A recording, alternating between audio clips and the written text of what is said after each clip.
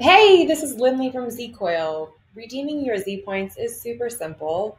If you go to our footer on our website, you'll click on Earn Z Points Rewards and make sure you're logged in to this little widget.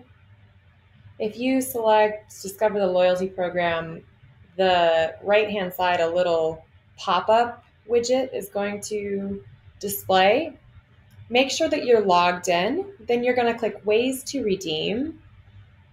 And then if you've got points, you'll be able to redeem them here for some different rewards. So you've got coupons, gift cards. This is a free pair of shoes. Or the most typical way is to reward for cash at checkout.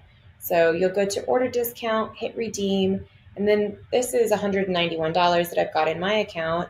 And you'll scroll from left to right to get however many dollars you want off. So say I wanted $50, I would slide to $50, hit redeem, hit continue, and then this code is going to get applied to my cart at checkout. So you can copy it or just hit apply.